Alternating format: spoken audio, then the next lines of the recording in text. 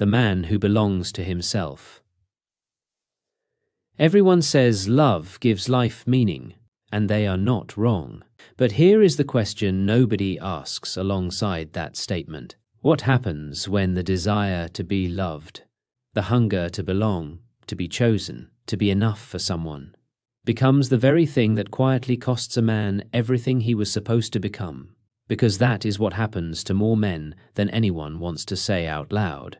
They did not lose their freedom to a villain. They handed it over voluntarily, a little at a time, in the small daily acts of shrinking themselves to keep something that was never quite giving back what it was taking. My name is Mr. Wesley. And today we are going somewhere honest, into the conversation about what a man finds when he stops running from solitude and starts understanding what it is actually offering him. This is not a video about hating women. This is not a manifesto against love or connection or the possibility of genuine partnership. This is a video about something deeper than all of that. It is about the man who finally belongs to himself, and what that makes possible that nothing else can. Let me start with the condition most men are in before they ever understand what solitude actually is. Most men are not alone, but most men are lonely. Not because they lack company, because the company they have requires them to be a managed, edited, carefully produced version of themselves just to maintain access to it. They are in relationships. They are providers and protectors and problem solvers. They are present and loyal and consistent.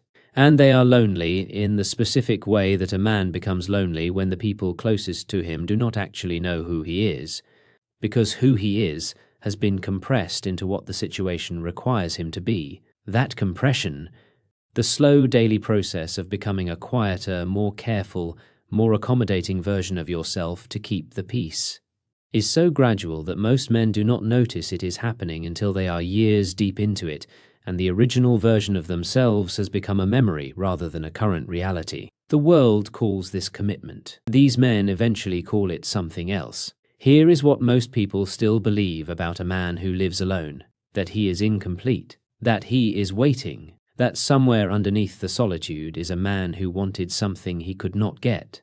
And this is what settling looks like for him. That assumption is not just wrong, it is precisely backwards. The man who chooses solitude is not running from love. He is running from a counterfeit version of it that was costing him everything real while delivering almost nothing genuine in return. He is not incomplete. He is uncompromised. And there is an enormous difference between those two things. A man who stands alone is not a servant to emotional drama. He is not accountable to someone else's mood as the first item on his daily agenda. He is not spending his best hours, the hours that should be going into his purpose, his health, his calling, the things God actually placed in him. Managing the emotional climate of a relationship that takes more than it gives. He is building something quietly, deliberately, with the energy that was always supposed to go there, and the silence around him is not emptiness. It is the sound of a man finally working at his actual capacity. Let me name something that most relationship content will never say directly. Many relationships today do not build men. They consume them. Not all relationships, not every partnership, but enough. Far more than the cultural conversation about love is willing to acknowledge honestly. In the beginning, there is genuine connection. Attention, the specific warmth of feeling seen and chosen by someone, and for a season that is real, and it matters. But the season changes, and what follows in too many cases is a slow escalation of expectation. More time, more proof, more validation, more demonstration that the man is still sufficiently invested, more evidence that his loyalty has not shifted. And in working to meet those expectations, in trying to maintain the harmony that increasingly requires him to be less and less of himself, he begins to lose the things that were supposed to be non-negotiable: his discipline, his direction, his sense of what he actually wants from his own life, independent of what the relationship demands of it. He becomes a provider, a protector, a fixer of things that are not his to fix. Everything but free. And when the weight of all of that finally breaks something in him, when he reaches the point where the gap between who he is and who he was supposed to become is too wide to ignore. The world does not offer him compassion. It offers him a standard, be a man, you chose this, handle it. But what if the real strength is not in endurance? What if the real strength is in the clarity to see what is costing you too much, and the courage to stop paying it? Solitude is not the absence of love. It is the restoration of the man who is capable of offering it. This is the distinction that most people miss entirely. When a man chooses genuine solitude, not the avoidance of pain, not the escape from accountability, but the intentional decision to stop spending himself on what is not building him, something begins to happen that is genuinely difficult to describe to someone who has not lived it. He starts to hear himself again. The thoughts that were constantly being interrupted or managed or suppressed in service of the relationship, they surface. The preferences that were never expressed because expressing them cost too much friction, they return. The version of himself that existed before the compression. That man starts to reassemble from the pieces, and the silence that felt threatening becomes something else entirely. It becomes a mirror. And for the first time in years, he is looking directly into it without managing what he sees. That is where real growth begins, not in the performance of strength for an audience. In the private, honest confrontation with who you actually are when nobody needs anything from you. Here is the difference between being single and being free, because they are not the same thing. Many men are technically single, but still enslaved. Still haunted by the relationship that ended, still measuring their worth by whether someone wants them, still chasing the next connection not from a place of genuine desire, but from the fear that the silence means something is wrong with them. That man is not free. He has the circumstances of solitude without the substance of it. Freedom begins at a specific moment. It begins when a man stops needing escape through romance, when he looks at the quiet around him and does not feel the urge to fill it immediately with something that will make it more bearable, when the silence becomes comfortable, when it becomes his. That is the moment, and it is different from every other moment that came before it, because it is the first one that belongs entirely to him without him having to perform anything for anyone to keep it. Let me talk about what this actually looks like in a man's daily life. He wakes up, and the first decision of the day is his, not a negotiation, not a reading of the room to determine what the morning is going to require from him before he has even had a moment to himself. His time is his currency, and he spends it on things that are actually building something.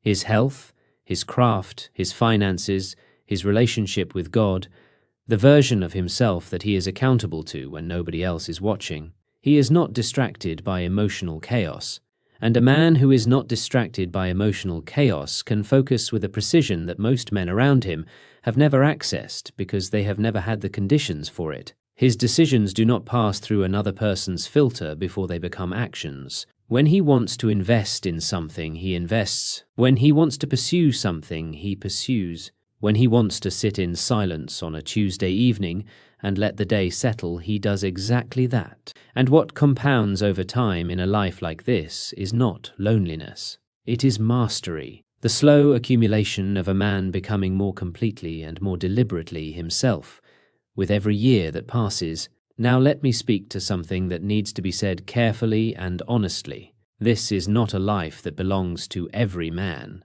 And the goal is not to convince every man that solitude is superior to partnership. The goal, the only goal that actually matters, is this. A man who has never learned to be alone with himself will never be genuinely present in a relationship, because he will always be using the relationship to fill something that only solitude can address. He will always be outsourcing to his partner the internal work that belongs to him alone. And a man who outsources his internal work to another person is not in a relationship. He is in a dependency. And dependency, however it presents itself, however warmly it speaks, is not love. It is a system of mutual avoidance dressed in the language of connection. Real love, the kind that is actually worth building a life around, can only be offered by a man who does not need it to survive. Because when a man does not need love to survive, he can choose it.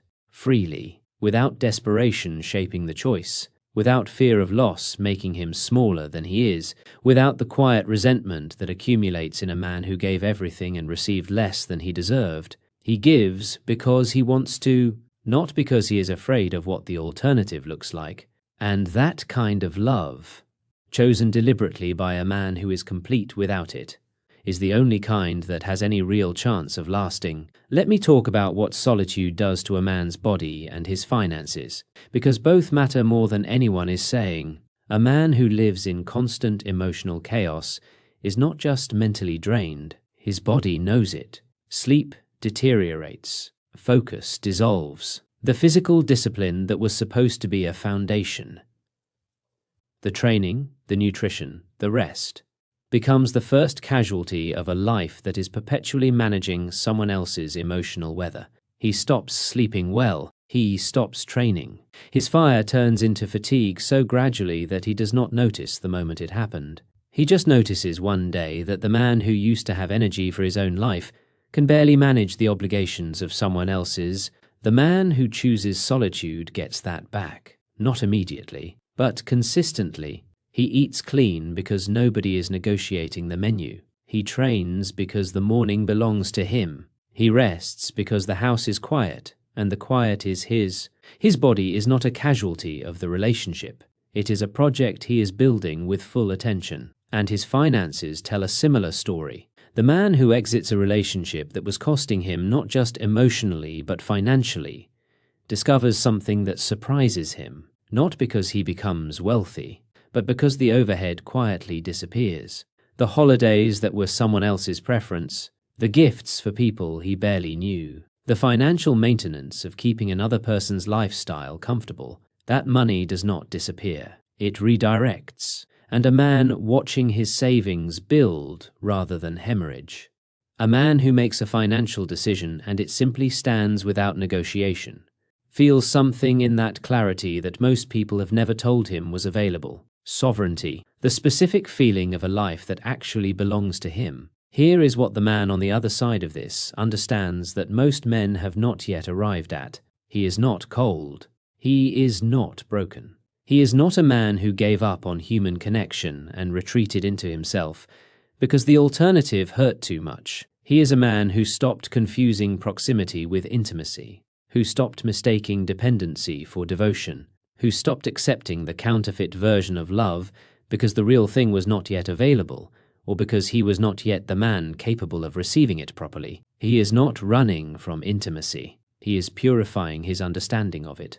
Because a man who has sat alone long enough, who has faced himself honestly in the quiet without flinching, without immediately reaching for distraction, without filling the silence with something more comfortable than the truth, that man knows something that a man who has never done this work does not. He knows who he is when nobody needs anything from him. And a man who knows that, a man who is genuinely acquainted with himself at that depth, is a man whose presence means something, because it is voluntary, not desperate, not performed for an audience, not maintained through fear of what the alternative looks like, chosen, deliberately, by a man who is complete. Let me leave you with this. The world will continue to tell you that a man alone is a man who failed at something, that the solitude around you is evidence of a deficit rather than the result of a decision. Do not believe it. The quieter your life becomes, the louder your actual power grows.